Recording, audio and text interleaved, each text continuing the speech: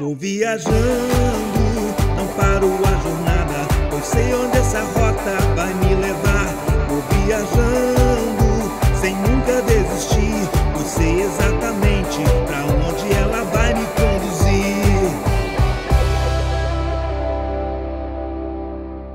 Olá, viajantes da Rota 66 Espiritual, mais uma vez nós estamos aqui para essa viagem maravilhosa, essa jornada, essa aventura com a Palavra de Deus, a Bíblia Sagrada, a nossa Rota 66. E hoje nós vamos falar de um livro importantíssimo, importantíssimo.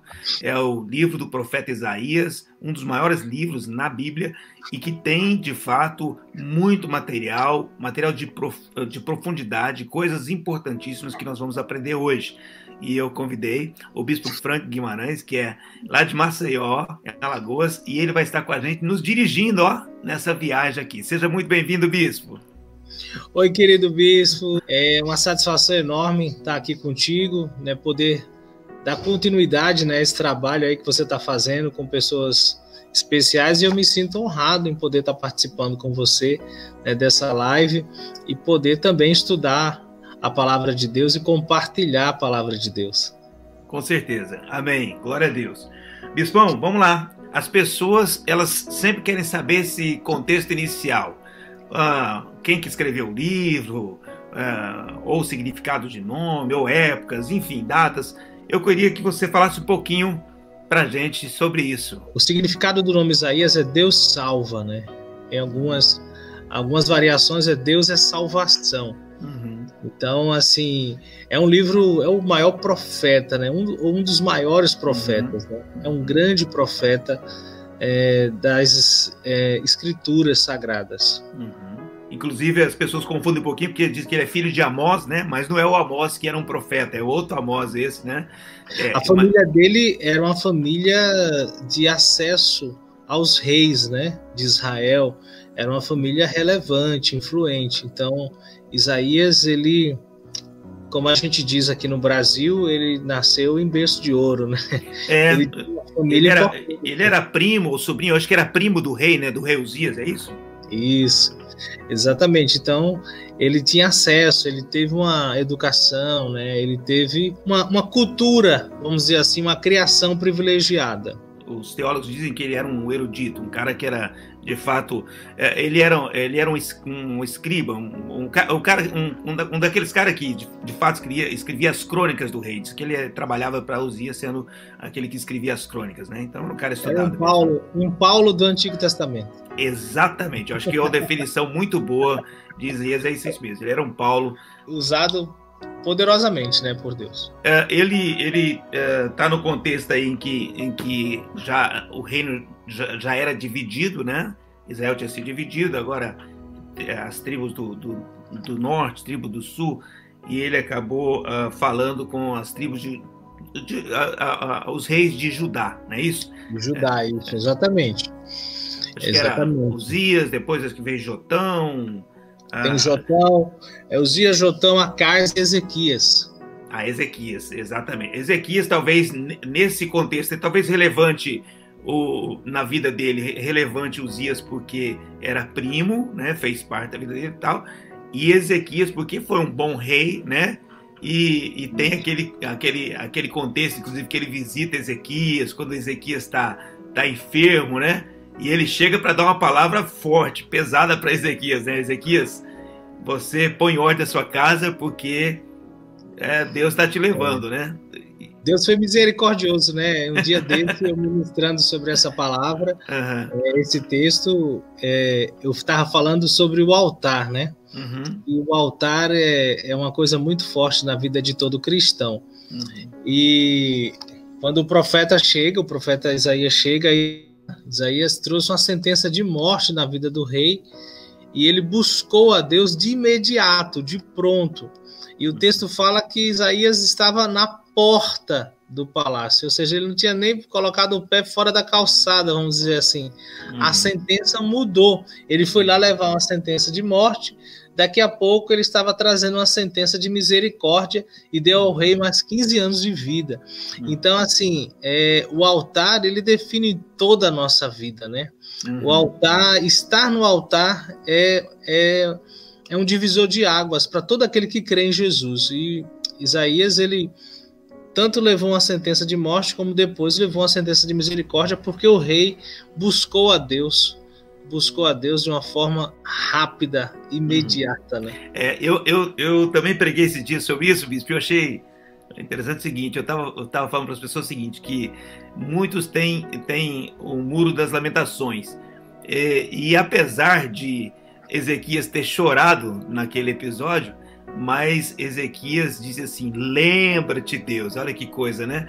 Então talvez a palavra tão forte que ele usou ali foi o lembra-te, né? Porque quando a gente tem coisa para que Deus possa lembrar da nossa vida, é muito importante, né? Então ele diz, Deus, o Senhor lembra que eu andei nos seus caminhos, né? Então ele falou, Deus, eu plantei, gostaria de colher, né? E acabou colhendo, né? E o interessante, maravilhoso, nessa tua era fala, o muro das recordações, foi o dele.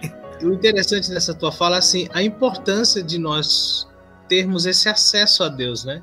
Porque uma sentença foi decretada, né? Um decreto ali de fim de vida, né? Ele iria realmente morrer, mas ele busca a Deus e ele tem essa capacidade de dialogar com Deus e em oração dizer, Deus, eu acredito que eu tenho algum crédito contigo, né? Isso me lembra Moisés, né? Moisés tinha essa capacidade de interceder, né? Um verdadeiro intercessor. Então, assim, o rei Ezequias, ele teve esse privilégio de ver a sua vida prolongada por mais 15 anos, e foi através de Isaías, né? Muito bom, muito bom. E outra coisa muito interessante é a sensibilidade do profeta, né? Você já parou? Eu nunca parei, não, para me colocar no lugar do profeta, ir na casa de alguém levar uma palavra e quando eu chegar na porta mudar a palavra. Eu comentei outro dia com o bispo Vladimir, eu comentei com ele o seguinte, que é interessante a ideia também, quando o profeta fala com Davi, eu acho que era Natan, não tenho certeza, e ele fala o seguinte, Davi fala com ele, eu queria construir a casa do Senhor, a casa de Deus, né, o templo. E o que você acha? Ele falou assim, pode construir, vai ser uma benção, né? Deu aquela palavra. Aí ele foi dormir, no outro dia Deus falou com ele, vai ter que voltar e falar com o Davi. Davi, eu acho que não vai dar certo, não. Eu falei para você, mas Deus já falou comigo que você não vai construir, quem vai construir é seu filho, né? Então, assim, de fato, a gente tem que orar para ter essa sensibilidade mesmo que tem que trocar a palavra, tem que ter essa sensibilidade, não é isso? É verdade, o profeta Isaías foi muito obediente, muito sensível, né? Um verdadeiro dom de discernimento, né? Amém. Ele é conhecido também como o profeta messiânico. Tem um capítulo que é o capítulo de Isaías 61, né? É o capítulo que Jesus lê no início do ministério quando entra na sinagoga. O Espírito do Senhor está sobre mim, né? Ele me ungiu para pregar as boas novas, para curar os enfermos, libertar os cativos, anunciar o ano aceitável do Senhor. Em Isaías 53, né? Que fala do sacrifício do Cordeiro, né? Da crucificação, né? Que o Senhor toma sobre si todas as nossas dores, as nossas enfermidades, o castigo que nos traz a paz estava sobre ele, pelas suas feridas somos sarados. Isaías 9:6, né? Um menino nos nasceu, não é isso? Exatamente. Ele está do início ao finalzinho, Jesus está presente ali e é um privilégio, realmente. O livro de Isaías é um privilégio, o ministério de Isaías foi um ministério poderoso, né? E esse livro é um livro que interessante, que ele acabou trazendo uma ajuda, uma autoridade para a Bíblia, né, bispo? Com aquela questão da descoberta lá em 1947, as cavernas de Qumran, acho que é isso? Qumran, isso é. Próximo ao Mar Morto, né? Nós tivemos o privilégio de estar lá em 2014 e nós passamos por lá e é um momento muito... É um local muito histórico, né? E ali foram encontrados esses pergaminhos e comprovando e trazendo mais legalidade ainda, né? A palavra de Deus. Ô bispo, e que coisa interessante essa ideia de que o livro... ele é como se fosse uma figura da própria Bíblia, né? Porque a Bíblia tem 66 livros, nós falamos da Rota 66, e o livro de Isaías tem justamente 66 capítulos. E, inclusive, os teólogos dizem lá que tem uma divisão, uma coisa interessante que faz essa divisão. É isso mesmo? É, né? Até o 39º é juízo, né? É uma palavra... O pecado do homem, juízo de Deus. E a partir do capítulo 40, começa ali um novo momento, que é de esperança, de restauração, de salvação, né? De redenção para o homem, né? Para o povo de Deus, Israel, e para o homem, o gentio também, alcançando também toda a igreja, né? Que vem posteriormente, né? Inclusive no 40, no versículo 3, acho que tem uma citação, acho que é relacionado, acho que até a João Batista. Eu acho que a informação é essa, né? Aqui, eu tô aqui com a Bíblia, tô abrindo aqui no capítulo 40, verso 3. Voz do que clama no deserto, preparai o caminho do Senhor, endireitai no ermo vereda a nosso Deus. Né? O primo de Jesus, né? Uau. João Batista. Nossa, é muito forte isso aqui. O ministério, o cara nasceu para anunciar o Messias. Eu vou acrescentar uma coisa que Deus falou comigo. Não, se Deus falou comigo, eu não vou dizer, vou dar essa palavra, mas que eu senti aqui agora. Que é coisa interessante, né? Tem aí um primo de um rei falando agora uma palavra que é o primo do rei Jesus, o primo do rei Uzias, que é Isaías, escrevendo a respeito do primo do rei Jesus, que é João Batista. A Bíblia é cheia dessas coisas, né? Você vê que esse livro tem 66 capítulos, a Bíblia tem 66 livros. A Bíblia está cheia de coincidências, e nós chamamos de Jesuscidência, né? Ô bispo, e é interessante, esse livro ele é tão intenso e ele fala de fato com tanta força, não somente na época de Isaías, porque ele fala também sobre o cativeiro, depois ele vai ampliando e ele vai chegar até Jesus, né? E vai chegar até o final, até o que a gente não viveu ainda, porque ele cita até coisas que é escatológica, né? Está no Apocalipse, no caso. Você poderia citar alguma coisa que você lembra aí do Novo Testamento sobre Isaías? A principal mesmo, tem algumas, tem várias, mas a principal é Jesus iniciando seu ministério, né? Após, né, o seu batismo, ele vai e prega Isaías, ele compartilha Isaías 61, né? O Espírito do Senhor está sobre mim. Então, assim, aquele momento é um momento muito forte, muito poderoso, é um momento de testificação, né? Outra que fala sobre Isaías 53, que é quando Filipe ele evangeliza, ele ensina e batiza aquele etíope que está de viagem, né? Está migrando, e ele pode ali também apresentar Jesus, batizar aquele homem que estava viajando, e de uma forma tremenda também, porque ali já era um gentio sendo alcançado pela graça de Deus, logo no início de tudo, né? Jesus cita, e quando ele fala lá, a casa do Senhor será chamada casa de oração, está citando Isaías também.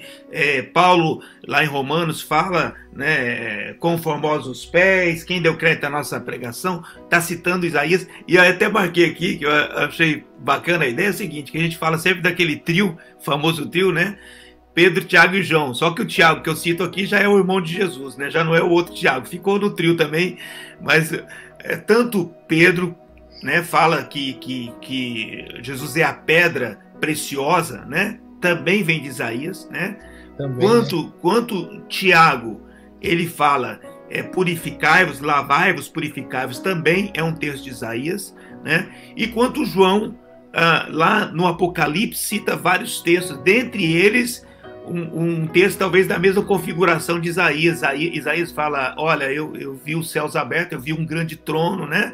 E é o que João enxerga do mesmo jeito, né? Ele vê o trono de Deus, os céus abertos. Quer dizer, são textos que se assemelham, são experiências que se assemelham, e que isso é tão importante e fundamental a gente entender que um profeta que estava 7, 8 séculos antes de Jesus escreve tudo isso, né, que é usado... É inacreditável, né? É uma coisa assim que é Bíblia isso, né, bispo? Tem gente hoje gritando que a Bíblia tem que ser atualizada, né? Que coisa... Misericórdia! Eu gostei muito da postagem que... É complicado, né? Que coisa incrível, Bispo. E eu vi, de fato, uma postagem que era interessante, né? Que tinha o pastor dizendo a respeito do pastor, né? Precisamos atualizar a Bíblia. E aí depois tem uma fala do Billy Graham dizendo: a Bíblia é mais atual que o jornal que sairá amanhã. É uma frase do Billy Graham, hein? Não, foi tremenda essa postagem, eu vi. E eu fico assim, chocado como algumas pessoas, pastores, se deixam levar por esse engano. Isso é um verdadeiro engano, né? A gente está aqui estudando, comentando sobre o profeta Isaías e vê o quão poderoso foi a sua experiência, né? Um homem que fala de Jesus menino, de Jesus crucificado, que fala do primo do Senhor Jesus, um grande profeta, né? Trouxe uma palavra de arrependimento, trouxe uma palavra de esperança, né? Existem anúncios escatológicos e a gente fica realmente admirado com a grandeza desse ministério, dessa intimidade, como ele foi usado por Deus. E hoje tem gente querendo dizer que a Bíblia está ultrapassada, caduca, desatualizada, e é triste demais isso, é muito triste. Bom, vamos então trabalhar alguns textos, né, de Isaías, porque é tanta coisa que a gente jamais conseguiria, de fato, falar de todo o livro numa live de 40 minutos, né? Eu estou ministrando uma palavra, já tem acho que 3 ou 4 domingos, e está tudo saindo de um versículo só. Então, a Bíblia Uau. É muito forte. A Bíblia é muito forte, né? É mais do que uma faculdade, é uma vida toda estudando isso aqui. Sempre vai ter ouro, sempre vai ter revelação, muito forte. Mas fala aí, Bispo. Amém. Bom, eu queria começar a falar uma coisa que para mim, em particular, eu acho bastante interessante, e eu sempre falo sobre isso, que é o Isaías do capítulo 5 e o Isaías do capítulo 6. Né? Por quê? O Isaías do capítulo 5 é o termômetro, ou seja, ele está apitando, é como se estivesse avisando que alguém está com febre, né? Então ele está avisando, a temperatura está dessa forma, está errado. Ele está mostrando o erro mesmo, ele fala, ai desse, ai daquele outro, ele vai, são os ais de Isaías, né? Mas aí no capítulo 6, ele fala uma frase interessante, que é o ai de mim, né? Em primeiro lugar, ele se coloca também e fala, peraí, eu acho que eu também eu tô nesse contexto aí, né? Tem coisas que eu preciso mudar, mas depois você pode falar. Mas aí eu acho interessante que no capítulo 6, ele deixa de ser apenas um termômetro e ele passa a ser um termostato, ou seja, ele é aquele que se dispõe a mudar a situação, porque o termostato é isso, né? Se está escuro, o termostato avisa e acende a luz. Quando está claro o suficiente, ele pode desligar. Então, assim, o termostato não apenas avisa um problema, mas o termostato é aquilo que traz transformação no ambiente, né? Então acho que a partir desse ponto ele passa a ser mais termostato do que apenas um termômetro. Você podia falar um pouquinho então aí desse Isaías do capítulo 6? Esse Isaías do capítulo 6 é uma experiência gigante, né? É o chamado de Deus na vida dele. É Deus encontrando ele, né? É Deus se revelando a ele. Deus, ele tem uma aliança, né, conosco, né? De alguma forma, Deus nos amou, Deus nos enxergou e Deus se revelou a nós. E Isaías teve essa experiência.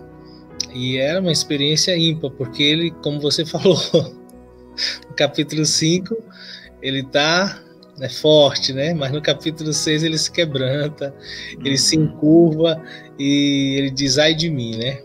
Lábios impuros, habito no meio de um povo também de impuros lábios, né? Então, assim, nós somos encontrados por Deus. Incrível que hoje de meio-dia, eu estava gravando, nós estamos fazendo um curtazinho aqui, para um evento que vai ter, e eu estava contando uma experiência que eu tive aos 12 anos de idade. Foi quando Deus me encontrou. Eu estudei num colégio batista, e a aula que tinha lá de religião era a seguinte: todas as turmas daquela mesma série, aquela mesma faixa etária, ia assistir um testemunho. Essa era a aula de religião. Então eu fui lá, né? naquele dia, o testemunho era de um ex-jogador de voleibol. E como eu gostava de futebol, era uma pessoa ligada ao esporte, eu prestei atenção. E no final ele disse assim: eu sei que você não vai fazer nada hoje à tarde, né? Nós estudávamos de manhã. Depois do almoço, pega a sua Bíblia e lê. E o que foi que eu fiz? Eu almocei, aquela frase ficou, né? Você não vai fazer nada em casa, pega a Bíblia depois do almoço. Aí eu cheguei em casa, almocei, busquei depois a Bíblia do meu avô e eu comecei a ler Mateus. Eu comecei a ler. E o ambiente daquela sala, aos 12 anos de idade, mudou. Alguém chegou ali naquela sala. Uau! E eu fui invadindo de um arrependimento tão grande, eu me senti o maior pecador do mundo. Então ali Deus me encontrou. Eu acho que Isaías teve esse encontro aqui, né? Claro que nas suas devidas proporções, o dele 1000 vezes maior que o meu, mas ele teve essa visão do trono de Deus, essa revelação, esse impacto, né, que muda a vida dele. E nós temos esse privilégio, né, de termos sido encontrados por Deus. Deus nos visitou. Então, dentro de uma analogia, ele viveu isso em Isaías capítulo 6. Eu tive a minha experiência aos 12 anos de idade e que marcou para o resto da vida. Com 14 anos, eu falei para Deus: Deus, eu preciso de uma igreja, né? Aí, com 15 anos, a primeira igreja que eu entro foi a Sara Nossa Terra. Eu estou até hoje, tem 26 anos. Né? A experiência deu destino à vida dele. Uma coisa muito forte nessa experiência é o seguinte, que ele vê a santidade de Deus, né, tudo aquilo que Deus é de fato. Então ele entendeu, apesar de provavelmente ele era muito diferente das outras pessoas, da qual ele estava dizendo, ai desse, ai daquele, ele era muito diferente. Só que quando a luz acendeu e foi tão forte que ele conseguiu enxergar também pecado na sua vida, né? Apesar dele ter vencido tantas coisas e ser diferente de outras, mas a luz era tão grande que ele falou, opa, aí tem pecado aqui também, eu não tinha enxergado isso. Então ele enxergou o pecado, que é a coisa mais importante, nós enxergarmos, né, o nosso pecado, né? E uma vez que a gente enxerga o nosso pecado, é como Pedro, né? Pedro, ele viu aquela grandeza de Jesus, era tão imenso tudo aquilo, naquele milagre, que ele fala, Senhor, afasta-te de mim, porque eu sou pecador, não é isso?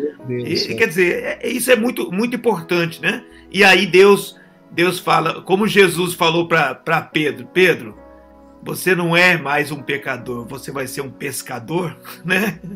Vou colocar o S da salvação aí na sua vida. Você passa de pecador para pescador, né? E Deus faz isso com Isaías, né? Deu um destino. A gente tem muitas formas de ver a Deus, de ter uma experiência com Deus, de entrar numa contrição, né, num local de profundo arrependimento e de transformação de vida, né, aí no quarto, né, onde muitas pessoas estão nos assistindo agora. Então é singular isso. Acho que todo mundo tem que buscar essa experiência que é transformadora. E o livro de Isaías traz esse exemplo maravilhoso. E eu falo sempre que existem duas frases, uma que Deus ama e outra que Deus odeia. e teve dois homens que tiveram esse encontro com Deus, essa experiência. Um disse a frase que Deus odiava, mas que depois ele mudou a história dele. E outro disse a frase que Deus amava. O que disse a frase que Deus odiava foi Moisés. Porque Moisés foi lá, sarça ardente, presença de Deus. Deus fala com ele, Deus mostra um monte de coisa para ele. E aí ele fala, Senhor, envia outro. Essa é a frase que Deus mais odeia, né? Envia outro, né? E aí Isaías falou, envia a mim. Envia-me a mim. Então, eu acho o seguinte, que a problemática para Deus não são as nossas limitações, é o nosso não. A problemática para Deus não é se você é gago, se você fala pouco, se fala muito, se é tímido, se é extrovertido, não é se você é chorão, se você é risonho, né? O quão difícil seja ser passado. Por quê? Porque esse não foi o problema para Paulo, né? Paulo, Deus encontra com ele. Paulo, um cara que tinha consentido na morte das pessoas, perseguir os cristãos, isso não foi um problema para Deus, né? Então, assim, O problema para Deus é o nosso não. Quando a gente diz, envia-me aqui, eis-me aqui, envia-me a mim, pronto, está resolvido. A partir daí, Deus pode trabalhar toda e qualquer circunstância, não é isso? É verdade, é verdade. É o chamado de Deus, né, na vida de uma pessoa. E o que Deus mais espera, com certeza, é esse eis-me aqui, tão importante, né, tão necessário, né, para a igreja, para a obra de Deus, para a grande missão. Eu nunca esqueço um testemunho que eu ouvi, eu acredito que você também deve ter escutado. É um testemunho antigo, é coisa antiga. E que um homem de Deus estava passando lá na Argentina, numa determinada rua, e parou numa casa, bateu lá na casa, e uma mulher, uma senhora já de idade, veio atender, e ele falou assim para ela: eu te chamei quando você tinha 20 anos de idade, e você não me disse eis-me aqui, porque você ia se casar. Eu te chamei quando você tinha 30 anos de idade, e você também não me disse eis-me aqui, porque você disse que ia cuidar dos seus filhos. Eu te chamei quando você tinha 50 anos de idade, e você disse que ia cuidar dos seus netos. Ela já estava bem avançada de idade, e Deus falou: porque você me disse não, eu deixei de ganhar milhares de pessoas através da sua vida. E aquela mulher, ela faleceu nos próximos dias. E essa história, ela corre, né? Eu acredito, de tempo em tempo. Eu escutei esse testemunho no final da década de 90. Ela poderia ter feito parte do grande avivamento que teve na Argentina, né?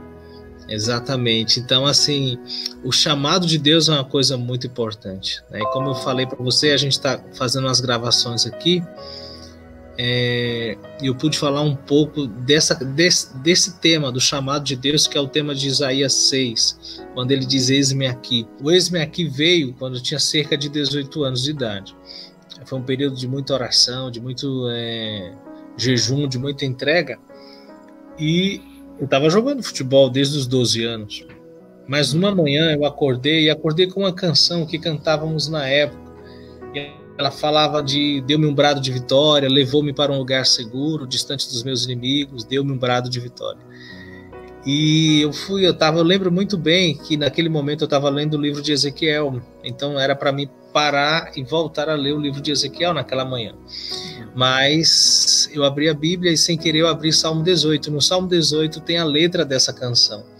E ali, naquela experiência que eu tive, eu tomei uma decisão, né, de não seguir aquela carreira tão sonhada, tão desejada, tão almejada desde a minha infância, para me dedicar mais àquilo que Deus estava me chamando para fazer. E ali foi um momento, um divisor de águas, porque ali eu tomei um rumo que me trouxe até onde eu estou agora. Eu gostaria de falar um pouquinho sobre esse Isaías 43, que Isaías 43 que a gente usa tanto, né? Que é quando Deus diz: olha, eu te pego pela mão e eu vou te conduzir, e quando passares, né? E aí é muito interessante isso, porque eu falo muito sobre o Salmo 91, que fala que a gente habita no esconderijo do Altíssimo, né? Então, toda e qualquer outra circunstância para a gente é passagem, né? A gente não mora. Então, a gente não mora no poço, a gente não mora no vale, a gente não mora no mar, a gente passa, né? Passa, é um momento de passagem, né? Mas o que eu acho, para mim, importante, em primeiro lugar, é que passar, né? Não morar. E o segundo lugar, que o mais importante nessa vida, eu acho que é justamente isso, é ter certeza de que Deus está com a gente, né? Porque passar, a gente sempre passa por circunstâncias, seja eu cristão, seja o muçulmano, seja o ateu, todo mundo passa por situação, todo mundo passa por essa pandemia de coronavírus, ela não livra ninguém. Agora a questão é com quem que eu passo? Com quem que eu passo pela crise do coronavírus? Com quem que eu passo pela crise financeira? Com quem que eu passo pela crise familiar e assim por diante? Eu acho que a ideia de que eu estou com Deus faz toda a diferença em toda e qualquer circunstância, não é verdade?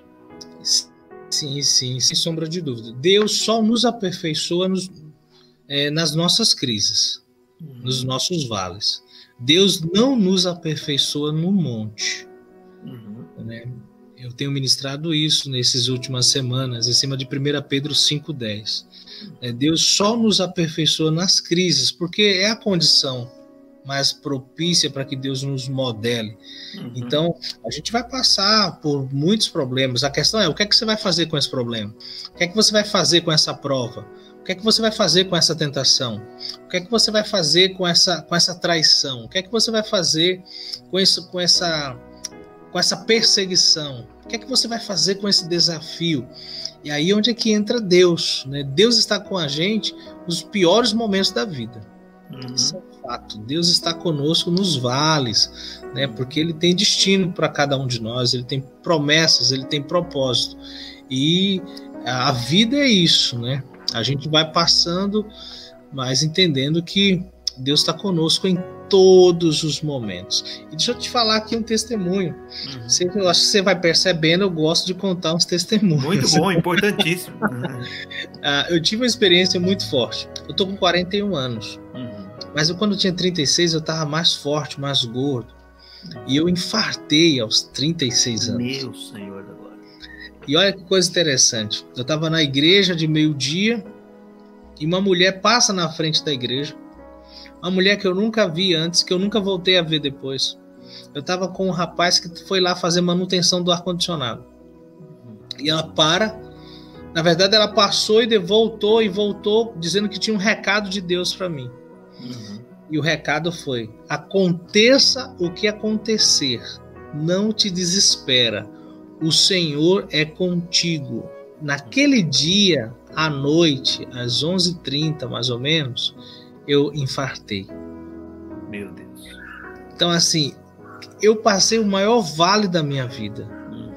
E Deus estava comigo antes de eu entrar nesse vale. Então, Deus está comigo. A gente vai passar por lutas, mas Deus está com você. A gente vai passar por enfermidades, mas Deus está com você. A sua empresa não está muito legal, mas Deus está com você. Então, assim, Deus está conosco. Deus nos ama muito. E Ele trouxe livramento, por isso que eu estou hoje aqui. Né? E a gente pôde perder peso, entrar em forma, estou mais bonitinho. E mais saudável, né? Mais saudável. Mas interessante que você comentou aí, bispo, sobre a questão de Deus, nesses momentos que Deus pega justamente esses momentos de crise, de vale, e que é aí que Ele usa para transformar nossas vidas, né? Interessante isso. Por quê? Porque justamente, olha o capítulo 6, como é que começa o capítulo 6 de Isaías? No ano da morte do rei Uzias. Olha aí. Sabe-se lá o que Isaías estava passando naquele momento, com a morte do primo dele. Exatamente. É verdade. Esses momentos são momentos decisivos, né? São momentos importantíssimos. E deixa eu te compartilhar aqui um pouquinho de um capítulo que para mim foi muito forte também na minha história de vida. É Isaías 54. Canta alegremente, ó estéril, porque não deste a luz. Exulta com alegre canto e exclama, tu que não tivesse dores de parto, porque mais são os filhos da tua mulher solitária do que os filhos da casada, diz o Senhor. Esse texto, aqui 54:1, ele nos confortou a mim e a minha esposa no ano de 2005, nós nos casamos em 2004. Em 2005, a gente detectou que não poderíamos ter filho. Esse texto aqui, Deus nos confortou, né? E ele diz assim, porque são mais os filhos da mulher solitária do que os filhos da casada, diz o Senhor. E Deus nos mostrava que os nossos filhos estavam na igreja, seriam os filhos espirituais. E anos depois veio o crescimento, veio a multiplicação ministerial, veio as igrejas, a coordenação e tudo mais. Isso, eu comentei na igreja, esses dias eu estava pregando sobre alegria. Alegria do Senhor é a nossa força, né? Alegrai-vos no Senhor, digo-vos outra vez, alegrai-vos. Até brinquei que esse versículo poderia ter uma força do Miles Moore, ele dizia o tempo todo, né? Outra vez, né? Alegrai-vos, alegrai-vos, alegrai-vos, alegrai-vos, outra vez. E um dos textos que eu usei foi justamente esse, em que Deus, ele fala com a estéril, e ele fala, você tem que se alegrar, porque você tem a mim, e eu tenho que trazer alegria para você, porque tem algo para você, que outro não pode te dar, mas eu posso te dar. Então, é maravilhoso, de fato, esse texto, né? quando você se alegra em Deus, Deus responde da forma dele na sua vida. É verdade. Maravilhoso. Dentro desse capítulo também, deixa eu te mostrar um outro aqui, é o 7 e o 8, que diz assim: por breve momento te deixei, mas com grandes misericórdias torno a acolher-te. No ímpeto de indignação, escondi de ti a minha face por um momento, mas com misericórdia eterna me compadeço de ti, diz o Senhor, o teu Redentor. Esse texto também, nossa, fez parte da minha vida de uma forma muito, muito poderosa. Esse texto e o último versículo, que é o verso 17, que diz: toda arma forjada contra ti não prosperará, toda língua que eu usar contra ti em juízo tu a condenarás. Esta é a herança dos servos do Senhor e o seu direito que de mim procede. Eu venci, preste atenção, uma crise de ansiedade com esses 3 versículos que eu acabei de ler. Eu lembro que quando eu soube que eu iria assumir uma posição aos 33 anos na igreja, eu fiquei ansioso. E quando eu fiquei ansioso, eu lembro que eu saí de um culto com a pressão alta. E logo depois, no decorrer da semana, eu fiquei com medo de morrer. Eu fui no médico, o médico falou que eu não tinha nada. Quando eu voltava para casa, eu ficava querendo entrar em pânico. E Deus me mostrou esses 3 versículos aqui. Através só dessa leitura aqui, de algumas orações, eu virei uma chave. Foi uma coisa absurdamente espiritual, incrível, que eu vivenciei através desses textos aqui, muito, muito poderosos para mim, fazem parte da minha vida. Isso aconteceu em 2012. A gente estava falando sobre essa questão de revelação, do quanto de revelação que esse profeta teve. E uma coisa engraçada, você já pensou um rei ímpio, de repente, ler um livro, ler um escrito que está falando sobre ele, que foi escrito há vários anos atrás e que fala que ele vai ser o servo de Deus e que ele vai enviar o povo de Deus de volta para a sua terra, que vai ajudar a construir. E aí esse homem agora, ele toma posse dessa palavra. Olha que coisa doida. Ele toma posse e, de fato, ele faz isso. Que coisa. Ciro foi esse homem, né? Muito forte mesmo, Muito poderoso isso aí. E são coisas de Deus, são mistérios de Deus. E que o bom é que ele abriu o coração e viveu essa promessa dele, Mas que é um mistério, que é uma coisa, que só Deus explica, sem sombra de dúvida, Exatamente. Eu acho que a coisa mais importante, que talvez as pessoas elas não entendam, é que quando Deus diz o meu servo, não quer dizer que necessariamente o cara se converteu, Mas quer dizer que Deus está acima de tudo e que quando Deus quer fazer, Deus vai fazer. Deus inclina o coração do rei para onde ele quer, Deus jamais vai inclinar o coração do homem para a conversão, porque isso ele deixou na nossa mão. Mas para outras coisas, Deus pode mover, Deus pode fazer o homem, de fato, tomar direções a partir dele, O texto fala que ele diz assim: tu não me conheces, mas eu te nomeei, Ciro não conhecia Deus, mas eu te escolhi. Isso é muito forte mesmo. Tu não me conheces, é exatamente isso, Deus usa, Deus move. Sim. Isso é muito forte. Muito, muito, muito bom. Bom, vamos lá. Isaías 52 fala: desperta, levanta, sacode, aquele texto que a gente conhece, Mas o grande capítulo, o 59, fala que Deus está com o braço estendido, que Deus não está surdo, Deus pode falar com a gente, Deus pode agir, que o que faz separação são as nossas iniquidades, É o 59.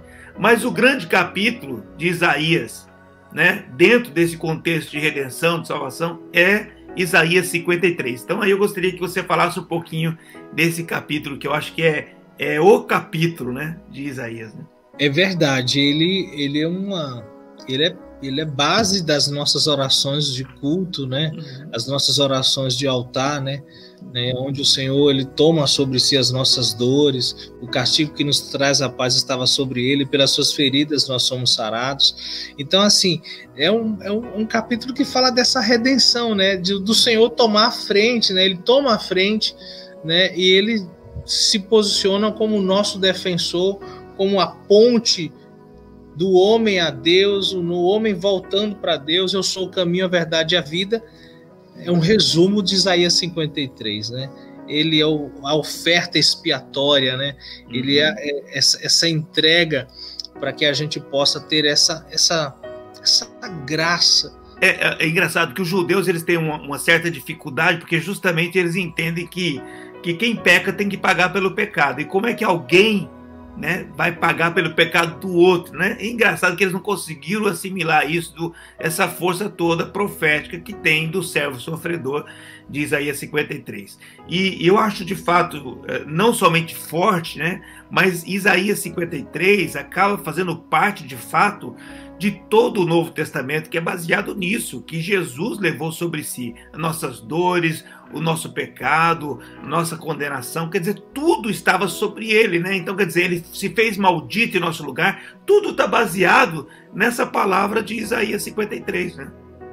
Exatamente, né? Como eu falei, né? Se eu tivesse que resumir esse capítulo Isaías 53, eu sou o caminho, a verdade e a vida, ninguém vem ao Pai senão por mim.